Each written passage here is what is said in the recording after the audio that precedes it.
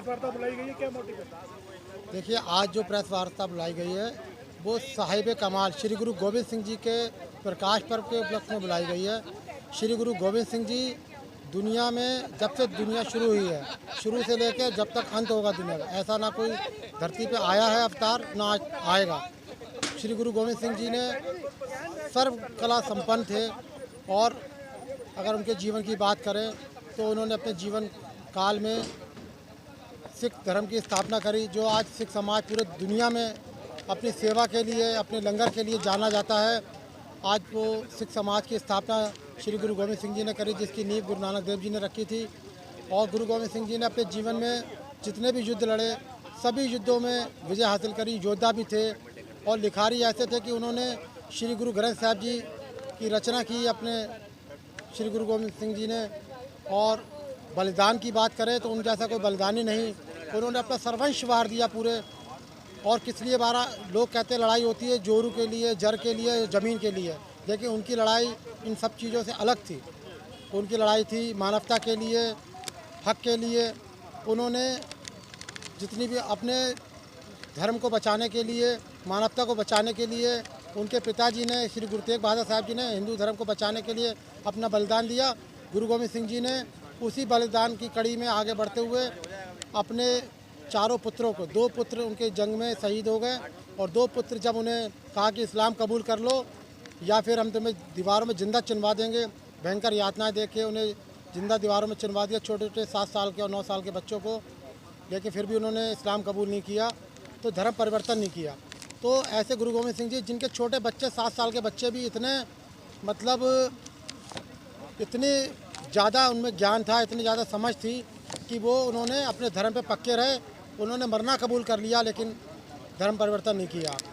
और ऐसे गुरु गोविंद सिंह जी जो दया के सागर थे कि जब दुश्मन पे तीर भी चलाते थे, तीर में आगे सोना लगा होता था। सोना इसलिए कि दुश्मन अगर घायल हो जाए, बच जाए तीर से, तो उसका इलाज हो सके, अगर मर जाए तो उसका संस्कार हो सके। आज तक कोई ऐसा नहीं मिला जो अपने दुश्मनों पर भी दया करता हो। अपने साथियों पे तो दया करते, लेकिन अपने दुश्मनों पे भी दया करने वाले ऐसे महान गुरु गोविंद सिंह जी के आज प्रकाश पर्व के लिए हम लोग इकट्ठे हुए, उनके प्रेस कॉन्फ्रेंस कर रहे हैं। परसों उनका प्रकाश पर्व मनाया जाएगा 27 दिसंबर को। तो ऐसे गुरु गोविंद सिंह जी ना कभी हुए, ऐसा कोई ज्ञानी, मतलब ऐसा कोई अभी तक संसार पर नहीं आया कोई महापुरुष। और कलगीधर गुरु गोविंद सिंह जी, जो उनका प्रकाश पर्व हम लोग बड़ी धूमधाम से मनाते हैं, हर साल पूरे वर्ल्ड में मनाया जाता है और इस साल भी मनाया जाएगा। बस यही कहना चाहता हूँ मैं। धन्यवाद। मुख्यमंत्री जी ने छुट्टी करी है, क्या कहना चाहते हैं? हाँ, देखिए, भारत सरकार सिखों के जितने भी कार्यक्रम हैं सब में बढ़ चढ़कर हिस्सा ले रही है। और अभी सेंट्रल गवर्नमेंट ने छुट्टी कर दी है, उसको लागू करा है स्टेट गवर्नमेंट ने, सभी स्टेट गवर्नमेंट ने लागू कर दिया है, सब ने छुट्टी घोषित की है। हम उनके बहुत बहुत धन्यवादी हैं कि सेंट्रल गवर्नमेंट और यूपी गवर्नमेंट दोनों ही सिखों का बहुत प्रेम कर रहे हैं, बहुत प्यार कर रहे हैं, उनके इतिहास को आगे बढ़ाने का, पढ़ाने का कार्य कर रहे हैं।